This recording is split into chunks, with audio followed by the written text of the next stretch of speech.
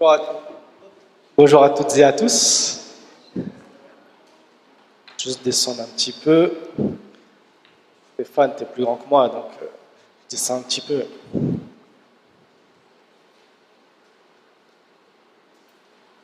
Donc bienvenue à toutes et à tous, à l'église de Pantin et surtout à ceux qui nous rejoignent aussi, peut-être, je ne sais pas si c'est la première fois, des frères et sœurs de Wattio, c'est ça, l'église de Wattio. On est vraiment content de vous avoir parmi nous ce matin aussi pour louer et adorer notre Seigneur. Merci encore à l'équipe de louanges de nous avoir conduits dans ce temps aussi d'adoration par le chant. Et maintenant, nous voulons passer aussi ce temps d'adoration à travers l'écoute de la parole de Dieu. Et donc, je pense que si vous avez écouté bien la louange, il y a eu un thème, en tout cas, qui est revenu souvent. Et c'est celui dont on parlera, et c'est celui de la lumière. Mais avant, je vous invite tout simplement à la prière.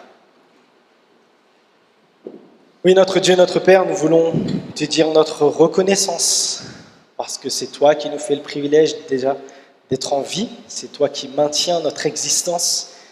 Nous voulons te dire merci pour cela. Merci encore de nous permettre de pouvoir venir librement dans ce lieu pour pouvoir t'adorer, pour pouvoir te mettre à l'honneur, parce que toi, tu le mérites. Toi, tu es digne de recevoir toute notre adoration, Seigneur. Que tu puisses, durant ce temps, ouvrir notre cœur, ouvrir nos oreilles, afin que nous puissions être réceptifs à ce que toi, tu veux nous dire, Seigneur, ce matin. Nous croyons que tu as une parole pour nous et nous voulons nous soumettre à ce que toi, tu veux. Et Seigneur, si nous venons ici, parce que nous voulons aussi conformer nos vies à ce que toi, tu désires. Nous voulons rechercher ta volonté pour notre vie. En tout cas, garde-nous, Seigneur, que ton esprit renouvelle notre intelligence afin que nous puissions discerner ce qui est bon, agréable et parfait. Et tout ceci, nous te le prions dans le nom de ton Fils, Jésus-Christ. Amen. Et donc, je vous invite à la lecture. Peut-être moi qui ne l'ai pas bien. Hop, hop. Est-ce qu'il est connecté, la télécommande? C'est bon, je crois. Hop, attendez. Non, il n'est pas connecté.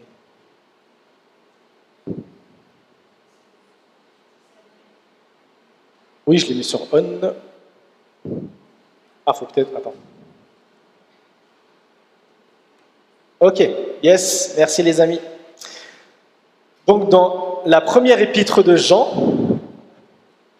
au chapitre 1er, les versets 5 jusqu'au chapitre 2, verset 2. Et donc, je lis dans la version dite du Summer.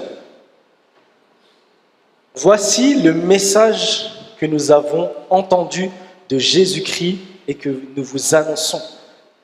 Dieu est lumière et il n'y a aucune trace de ténèbres en lui. Si nous prétendons être en communion avec lui tout en vivant dans les ténèbres, nous sommes des menteurs et nous n'agissons pas comme la vérité l'exige. Mais si nous vivons dans la lumière, tout comme Dieu lui-même est dans la lumière, alors nous sommes en communion les uns avec les autres. Et parce que Jésus, son Fils, a versé son sang, nous sommes purifiés de tout péché. Si nous prétendons n'être coupables d'aucun péché, nous vivons dans l'illusion et la vérité n'habite pas en nous. Si nous reconnaissons nos péchés, Dieu est fidèle et juste et par conséquent, il nous pardonnera nos péchés et nous purifiera de tout mal que nous avons commis. Si nous prétendons ne pas être pécheurs, nous faisons de Dieu un menteur et sa parole n'est pas en nous. Mes chers enfants, je vous écris ceci afin que vous ne péchiez pas. Si toutefois il arrivait à quelqu'un de commettre un péché, nous avons un défenseur auprès du Père, Jésus-Christ juste, car il a expié nos péchés, et pas seulement les nôtres, mais ceux de gens du monde entier. Amen. Et donc juste avant de voir en profondeur notre texte, je rappelle brièvement le contexte, et on l'avait déjà vu pour ceux qui étaient là, en tout cas la semaine dernière. On a commencé donc une nouvelle série de prédications donc sur cette première lettre de Jean, et on a vu que dans ce contexte, dans sa première lettre, il y avait des faux enseignants qui enseignaient autre chose, justement ce que les apôtres à la base ont enseigné. Et c'est pour ça que dans les 4 premiers versets, l'apôtre Jean, il a posé les fondements. Jésus est celui qui est la vie, il est celui qui était dès le commencement. Nous l'avons vu, nous l'avons touché. Et ce message, il est véridique. Et on doit se baser sur l'enseignement des apôtres si nous voulons être dans la vérité. Et je vous avais dit aussi que dans ces faux enseignements, il y avait quelque chose qui ressortait. C'était que le péché, en fait, ces faux enseignements, ils minimisaient la gravité du péché. Le péché, ce n'était pas quelque chose de très grave et ça ne mettait pas forcément notre relation avec Dieu, ça ne mettait pas forcément un coup avec notre relation avec Dieu. Et justement, dans cet épître, l'apôtre Jean, qu'est-ce qu'il va faire? Il va redresser ce que justement les faux enseignements disaient, les faux enseignants, et il va rassurer en même temps. Parce que c'est vrai, comme je l'ai dit, si vous avez déjà lu cette lettre, c'est comme un miroir, ça nous dit justement, c'est un test pour savoir si nous sommes dans le vrai ou le faux. Nous disons que nous sommes chrétiens, mais est-ce que nous agissons comme ce que l'apôtre Jean enseigne? Bon, j'allais dire l'apôtre Paul, j'ai vraiment l'habitude, mais non, Jean. Et vous l'avez vu dans le texte, il est question de la lumière. Et le titre, tout simplement, que j'ai attribué, c'est « Vivons dans la lumière ». Vivons, les amis, dans la lumière. C'est quelque chose qu'on entend souvent, qu'on sait, on sait que, oui, Dieu est lumière, on sait la notion de lumière et ténèbres, on sait en général, même si ce n'est pas dans la foi chrétienne, on sait en général que la lumière, ça désigne le bien, et les ténèbres, en tout cas, ça désigne le mal. C'est une conception que même les païens ils connaissent. Mais pour nous qui sommes chrétiens, concrètement, qu'est-ce que ça signifie? Et surtout, qu'est-ce que ça implique concrètement en fait dans ma vie? On l'a chanté depuis tout à l'heure, lumière du monde, venue dans l'obscurité, etc. Mais lorsqu'on chante ces paroles, lorsqu'on dit ces choses, qu'est-ce que dans ma vie, concrètement, ça implique? Et c'est ce que je vous propose de voir ensemble aujourd'hui. Et j'aimerais qu'on relève justement 3 éléments. Le premier, c'est vivre dans la lumière, c'est agir selon la vérité. Vivre dans la lumière, c'est agir selon la vérité. Et je relis avec vous donc ces 3 versets. Voici le message que nous avons entendu de Jésus-Christ et que nous vous annonçons. Dieu est lumière et il n'y a aucune trace de ténèbres en lui. Si nous prétendons être en communion les uns avec lui, tout en vivant dans les ténèbres, nous sommes des menteurs et nous n'agissons pas comme la vérité l'exige. Mais si nous vivons dans la lumière, tout comme Dieu lui-même est dans la lumière, alors nous sommes en communion les uns avec les autres. Et parce que Jésus, son Fils, a versé son sang, nous sommes purifiés de tout péché. Il y avait des personnes qui disaient que c'est pas très grave le péché. Ils minimisent le péché. Et tout de suite, si vous regardez le verset 5, Jean, il annonce que Dieu est lumière et il n'y a aucune trace de ténèbres. Rien que ça. Qu'est-ce que ça signifie pour vous, Dieu est lumière? Qu'est-ce que ça signifie? Les amis, sans la lumière, on ne peut pas voir. Sans cette source de lumière, les amis, nous sommes dans les ténèbres. Dieu est celui qui est la source de la lumière. Parlaient les apôtres, celui qui était dès le commencement, dès la Genèse. Dieu créa le ciel et la terre, sépara le jour des ténèbres. Les amis, déjà dans ce verset, Dieu est lumière, ça en dit long sur le Dieu que nous croyons. Dieu est lumière, Dieu est saint, les amis. Dieu est tout ce qui est en dehors du mal, des ténèbres. Et rien que ça, le fait de savoir que le Dieu auquel nous croyons est lumière, ça devrait déjà nous amener à la crainte. Et ensuite, si nous prétendons être en communion avec lui, il y avait des chrétiens qui se disaient, je suis chrétien, je suis en communion avec lui, mais ils n'agissent pas comme la parole le dit. Et il dira un peu plus tard, concrètement, c'est quoi vivre dans les ténèbres? Au verset 9, Jean dira, celui qui dit qui m'aime, mais qui déteste son frère, c'est un menteur. Aujourd'hui, on peut dire, Dieu, je t'aime, je suis en communion avec toi. Mais Jean est en train de dire, celui qui est à côté de toi, est-ce que déjà celui-là, tu l'aimes? On connaît beaucoup de gens, je ne sais pas vous, mais ils disent, j'aime le Seigneur de tout mon cœur. Mais quand je vois leur vie, on se pose des questions. Je connais des personnes qui se disent, je suis chrétien, j'aime le Seigneur à fond, qui ne vivent pas de communion fraternelle. Ils vivent que Dieu chez eux à la maison. Que Dieu à la maison. J'aime Dieu de tout mon cœur, mais aucune participation à la vie d'église, aucune communion avec les frères et sœurs.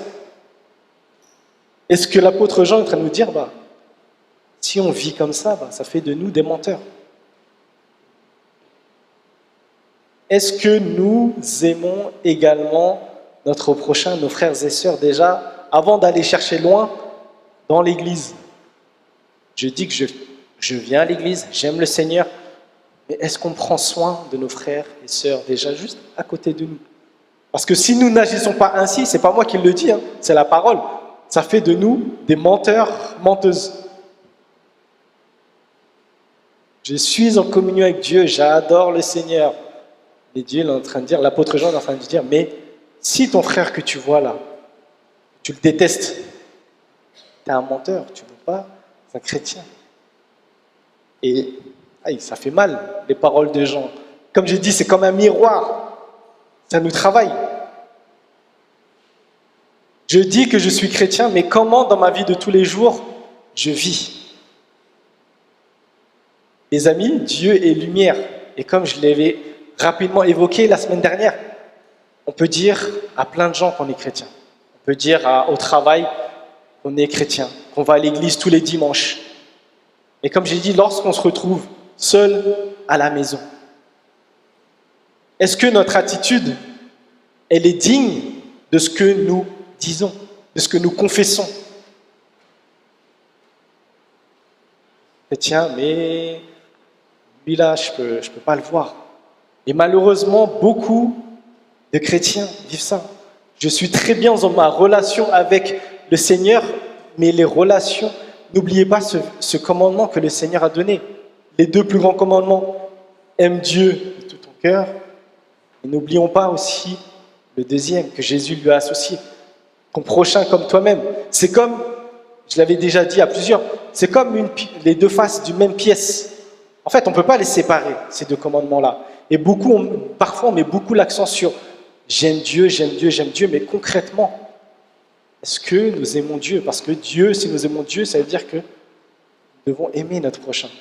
C'est comme l'image d'un père avec ses enfants. À chaque fois, les enfants, papa, il dit, je t'aime, papa, je t'aime, papa. Mais ton père, qu'est-ce qu'il veut? Il veut que tu vives en paix avec tes frères et sœurs. Moi, ce que je veux, c'est que tu aimes, tu prends soin de tes frères et sœurs. Tu me dis que tu m'aimes, mais moi, je t'ai dit, prends soin de ton frère, prends soin de ta sœur. Les amis, est-ce que nous prenons soin de nos frères et sœurs? À commencer, comme j'ai dit déjà, de notre famille, de notre entourage, et ensuite à l'extérieur.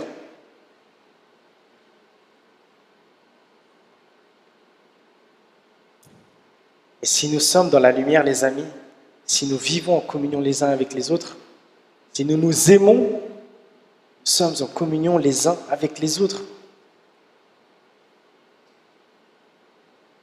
Mais n'oublions pas aussi la fin du verset. Mais si nous vivons dans la lumière, tout comme Dieu est dans la lumière, nous sommes en communion les uns avec les autres. Et parce que Jésus, son Fils, a versé son sang, nous sommes purifié de tout péché. Les amis, l'apôtre Jean, il est réaliste.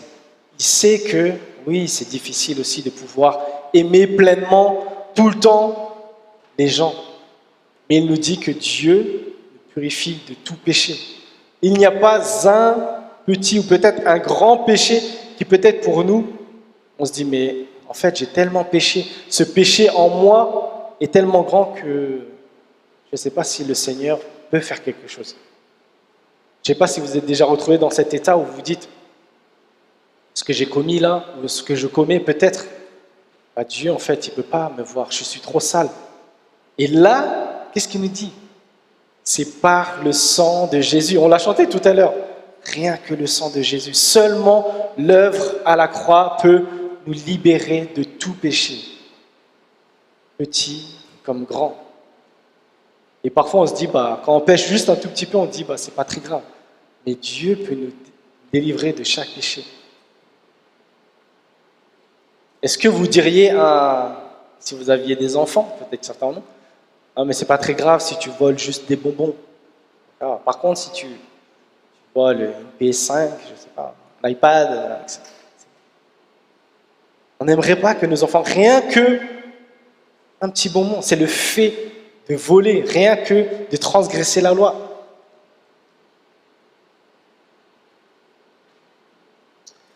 Et les amis, le deuxième point que je voudrais voir avec vous pour vivre dans la lumière, c'est reconnaître nos péchés. Il y avait des personnes, en tout cas, qui enseignaient que, bah non, moi, je suis pas un être pécheur.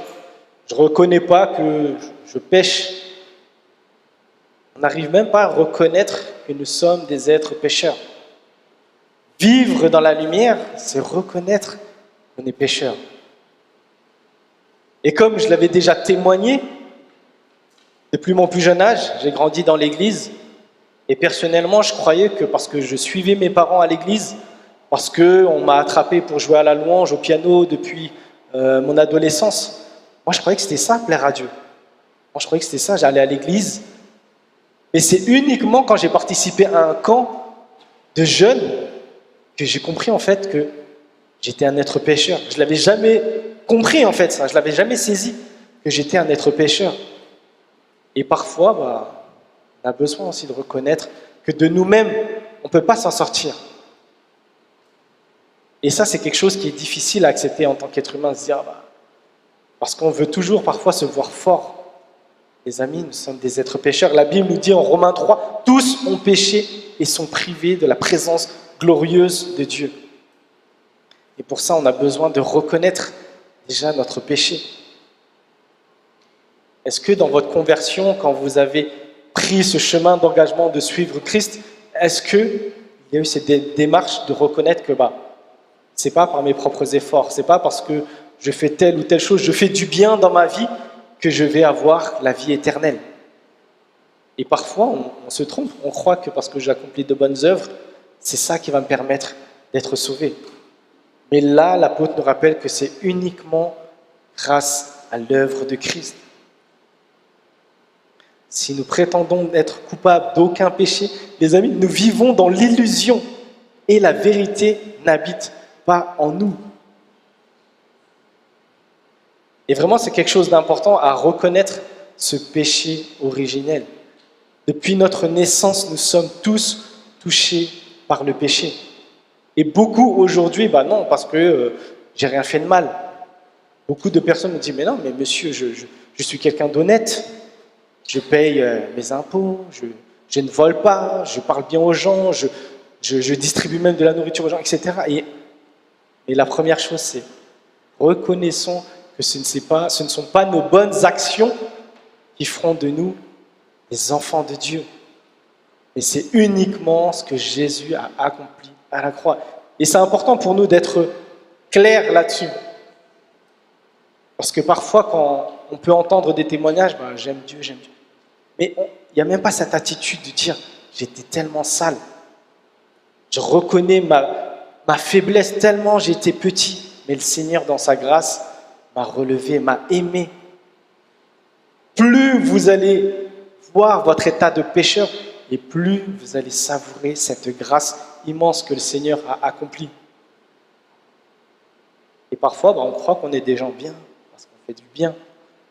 Les amis, de base, reconnaissons que de nous-mêmes, on ne peut pas s'en sortir. Si nous reconnaissons un péché, Dieu est fidèle et juste pour nous pardonner. Aujourd'hui, peut-être que certains d'entre nous, nous luttons avec un péché, peut-être avec une addiction. Et parfois, quand on pense au péché, on pense à voler. Ah non, je ne fais pas tout ça, moi. Mais il y a aussi des péchés, comme on dit, plus subtils. L'orgueil, être des gens orgueilleux. Les amis, quel est ce péché qui peut-être, comme on l'a vu dans Hébreux 12, qui nous colle à la peau? Quel est ce péché dont on doit se débarrasser? Et chacun d'entre nous, on a tous une faiblesse, on a tous quelque chose qui nous attire vers les ténèbres, quelque chose dont Dieu ne prend pas plaisir. Et rappelons-nous que Dieu est lumière. On peut mentir même à nos parents, même à nos frères et sœurs de l'Église, etc. Mais Dieu est lumière et Dieu voit ce que nous faisons dans notre vie de tous les jours. Mais rappelez-vous que Dieu est fidèle et juste. Il peut vous pardonner. Si actuellement vous êtes peut-être dans une lutte, dites-vous que Dieu vous a pardonné en Christ. Mais c'est en vous appuyant uniquement sur ce que Jésus a accompli. Parfois, on veut s'en sortir de nos propres forces. Non, je peux arrêter cette addiction par ma propre volonté. C'est bon, j'arrête de fumer là, cette année, je prends une nouvelle résolution. Les amis, uniquement parce que Jésus a accompli, en nous appuyant sur son œuvre, en comptant sur son esprit qu'il a mis en nous, on peut vaincre justement peut-être toutes nos addictions. Ce péché qui aujourd'hui peut-être je chute, demain je sais que je vais peut-être encore chuter, mais par la grâce de Dieu, les amis. Jésus a vaincu le péché et c'est important pour nous de vraiment saisir cela. Parce que quand ça va bien, tout va bien. Mais les amis, je vous assure que quand on est au fond du trou, quand on n'a plus de force pour se relever, c'est de se rappeler que Christ a vaincu le péché. Il n'y a plus de domination sur moi. On est capable, en nous appuyant sur Christ, de dire « Stop, je ne peux plus aller dans cette voie, je ne peux plus continuer à pécher, à faire ceci, cela. » On a tous, comme j'ai dit, une tendance vers quelque chose qui nous fait que de pécher. Je suis quelqu'un qui est, je ne suis pas patient. Quand on me fait quelque chose, je pars tout de suite au quart de tour. Amis, Dieu peut changer notre caractère. Et c'est d'ailleurs ce dont on a besoin d'abord, un changement profond du cœur. Ce n'est pas notre faire, non. C'est déjà dans notre être intérieur qu'il faut changer notre manière de penser. On n'est plus sous la domination du mal, on n'est plus sous la domination du péché. Et vraiment, je veux vraiment que vous saisissiez cette parole, parce que c'est une libération. Et je ne dis pas que c'est facile, lorsqu'on est dans une addiction, dans un péché qui fait que de nous tirailler, de nous amener vers les ténèbres. Je ne dis pas que c'est quelque chose qui est facile. Mais comptons sur l'amour de Dieu, comptons sur ce que Jésus a accompli. Jésus nous a libérés du péché, les amis.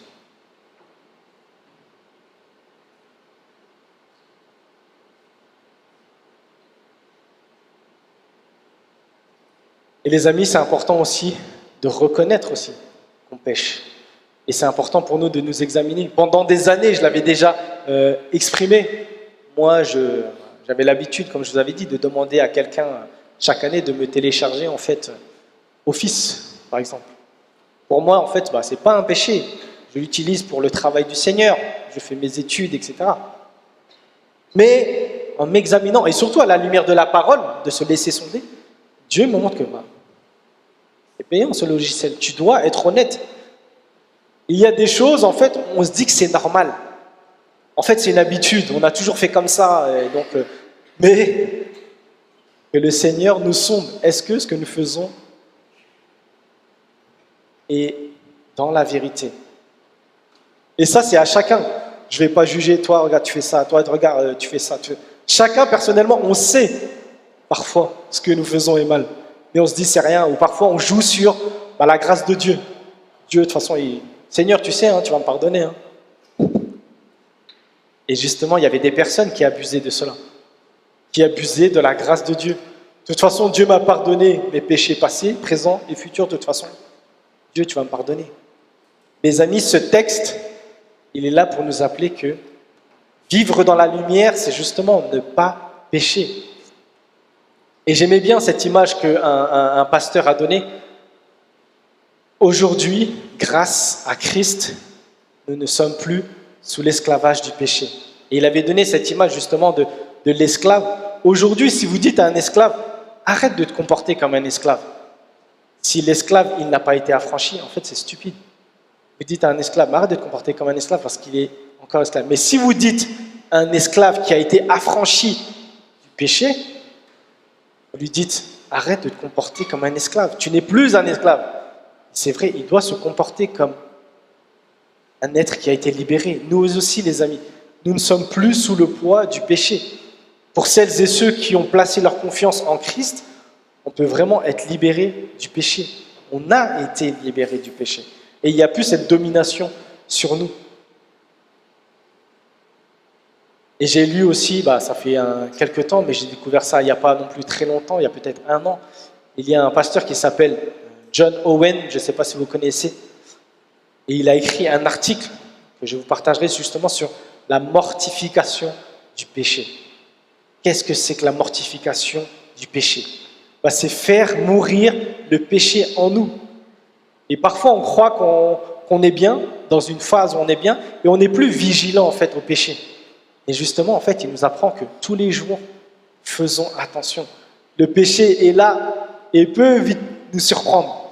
Et justement, en prenant avance, en mettant des stratégies pour éviter justement de tomber dans le péché. Cet article-là, il est vraiment bien. La mortification du péché. Faisons mourir le péché en nous.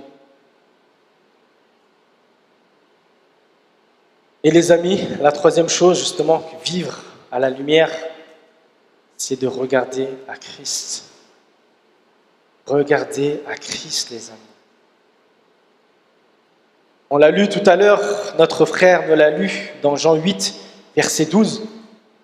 Peut-être un verset, comme je l'ai dit, encore connu. Mais concrètement, qu'est-ce que ça veut dire pour nous aujourd'hui? Je suis la lumière du monde, dit-il. Celui qui me suit ne marchera pas dans les ténèbres, il aura la lumière. Si aujourd'hui nous voulons vivre dans la lumière, qu'est-ce que le Seigneur enseigne Jésus? Est-ce que nous savons ce qu'il aime? Est-ce que nous savons ce que Jésus déteste? Comment nous savons? Où nous savons ce que Jésus aime? Les amis, on revient toujours à la base, à la parole de Dieu. La vie de Jésus, les amis, elle est dans la parole. Si nous voulons savoir, nous voulons marcher dans la lumière, examinons, regardons qu'est-ce que Jésus attend de nous. Je rappelle que pour celles et ceux qui ont placé leur confiance en lui, nous avons décidé de le suivre. C'est lui en qui nous avons mis toute notre espérance. C'est celui en qui on a confié toute notre vie. Est-ce que vous vous rendez compte? Tout ce que j'ai, tout ce que je suis, tout ce que j'ai, c'est à toi, je te le donne. Sur le sermon sur la montagne, on avait appris aussi, justement, qu'est-ce que Jésus disait? Plusieurs choses. Et j'aimerais peut-être nous en laisser 2. Tu viens donner ton offrande et qu'en chemin, tu te rappelles que tu as un souci avec ton frère. Va d'abord te réconcilier avant de venir donner ton offrande. Parfois, on vient louer Dieu, on vient à Dieu comme si de rien n'était. Mais on a tellement de soucis peut-être avec un frère ou une sœur. Les amis, ce que Dieu désire, c'est que nous nous réconcilions. C'est bien de venir donner l'offrande à Dieu, c'est bien de venir jouer au piano, c'est bien de venir faire l'accueil, c'est bien tout ça. Mais dans ta vie de tous les jours, est-ce que tu es en paix? Est-ce que tu recherches la paix avec tes frères et sœurs, mais aussi avec tes collègues, les non-croyants? C'est des choses concrètes, les amis.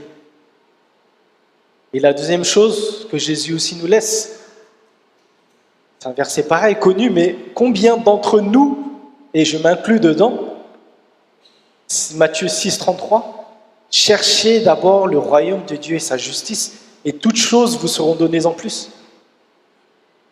Qu'est-ce que concrètement cette parole elle veut dire pour nous aujourd'hui? Est-ce que dans nos choix de décision, dans notre carrière, dans nos loisirs, est-ce que cette parole-là, elle nous dirige ou pas? Cherchez d'abord le royaume de Dieu. Ça veut dire être prêt à faire des sacrifices. Peut-être qu'aujourd'hui, je veux être professionnel, je veux ouvrir ma boîte, etc. Peut-être oui, mais peut-être non. Est-ce que c'est la volonté de Dieu? Est-ce que nous prenons du temps pour demander justement en tête à tête, en face à face avec Jésus, est-ce que c'est ça que tu veux pour moi aujourd'hui? Est-ce que c'est dans tes projets? Je veux m'orienter dans telle ou telle direction. Est-ce que quand je vais choisir cette direction, est-ce que c'est d'abord chercher le royaume de Dieu? Dans tout ce que nous faisons, les amis. Vivre dans la lumière, les amis, regardez à Christ. Il n'y a pas d'autre chemin. Et lorsqu'on ne regarde pas à Christ, on regarde déjà dans une autre direction. Et j'aimais bien l'image, je ne sais plus si c'est toi qui l'avais dit, Christine, au camp, mais quand on regarde, quand on est en train de conduire, quand on regarde la route, mais une fois qu'on est juste, on dévie, quand on regarde par exemple notre téléphone ou un côté, qu'est-ce qu'on fait? En général, on suit la direction, on regarde. Lorsqu'on ne regarde pas Christ, on est déjà à côté, on regarde à côté, on regarde le monde, on regarde les gens en fait. Gardons les yeux fixés sur Jésus. Si nous voulons vivre dans la lumière, celui qui est la lumière, regardons à Christ. Et regarder à Christ, c'est regarder à la parole de Dieu. Et les amis, ce n'est pas juste regarder, c'est aussi, on le verra plus loin, obéir. C'est bien de voir. Et est-ce qu'on se conforme aussi à ce que Jésus nous demande? Et je sais que ce n'est pas quelque chose de facile, mais rappelez-vous cette promesse, Jésus a vaincu le péché. Et vraiment, j'insiste dessus parce que, comme j'ai dit, lorsque tout va bien, c'est très bien. Mais lorsque ça ne va pas bien, on a besoin de cette parole réconfortante. Jésus nous a libérés du péché. On a l'assurance, les amis, on a l'assurance d'être à ses côtés pour l'éternité. Et parfois, on peut douter parce qu'on se dit, des fois, j'avoue, mon attitude, elle n'est pas très chrétienne, je ne sais pas. Si on a placé notre foi en Christ, on a l'espérance. Et aussi, on a des obligations à vivre selon notre confession de foi. Et j'aimerais tout simplement finir sur ces paroles de l'apôtre Paul pour conclure. Éphésiens, chapitre 5, versets 8 à 10. Autrefois, certes, vous apparteniez aux ténèbres, mais à présent, par votre union avec le Seigneur, vous appartenez à la lumière. Comportez-vous donc comme des enfants de la lumière, car ce que produit la lumière, c'est tout ce qui est bon, juste et vrai. Comme des enfants de lumière, efforcez-vous de discerner ce qui plaît au Seigneur. Les amis, cherchez ce qui plaît à Dieu. C'est marqué, efforcez-vous. On doit s'efforcer. Il y a des efforts à faire pour discerner ce qui est bon, ce qui plaît au Seigneur. Et dans cet effort, on a besoin de se nourrir de la parole de Dieu. Est-ce que nous prenons du temps encore, les amis, à méditer la parole de Dieu? Comme des enfants de la lumière, si nous avons placé notre foi en Christ, efforçons-nous, les amis, de discerner ce qui plaît au Seigneur. Et on sait ce qui plaît au Seigneur lorsque nous prenons le temps de lire notre Bible, lorsque nous prenons le temps d'examiner ce que notre Maître Jésus a dit. Que le Seigneur nous encourage, nous aide par son esprit Et qu'entre nous aussi, les frères et sœurs, que nous puissions nous encourager. Nous sommes des lumières. Que nous puissions, par notre témoignage, influencer des personnes dans la foi. Pour que ces personnes aussi, ils aient une espérance certaine. Les amis, comme j'ai dit, l'espérance, c'est ce qui fait vraiment, c'est ce qui nous fait tenir bon. Le fait de savoir que nous avons une place auprès du Seigneur. Quoi qu'il se passe, peu importe les circonstances, on a notre place auprès du Seigneur. Et ça doit vraiment mettre la paix en nous. Une joie profonde que ce monde ne peut pas apporter. Que Dieu nous aide, les amis, prions. Oui, notre Dieu, notre Père, nous voulons tourner nos regards vers toi parce que c'est toi qui es la lumière. C'est lorsque nous venons à toi que nous voyons clairement, distinctement, Seigneur. Et ta lumière, elle se trouve dans ta parole. C'est vrai que ta parole nous dit, ta parole est comme une lampe à mes pieds, lumière sur mon sentier. Et Père, aide-nous à toujours vivre dans la lumière. Permets-nous d'agir selon la vérité, ce que tu nous enseignes dans ta parole. Permets-nous aussi de reconnaître combien nous sommes faibles, combien nous sommes pécheurs, combien nous sommes perdus, Seigneur. Et rappelle-nous aussi de regarder à Christ. Parce que lorsque nous sommes perdus, lorsque nous perdons espoir, peut-être que lorsque nous doutons aussi peut-être de notre foi, Christ est notre défenseur. Et merci encore pour ces paroles que tu nous donnes, Seigneur. Que nous puissions les garder précieusement en nous. Que tu puisses vraiment graver cela dans nos mémoires, Père. Et Père, tout ceci, nous te le prions dans le nom de ton Fils, Jésus-Christ. Amen.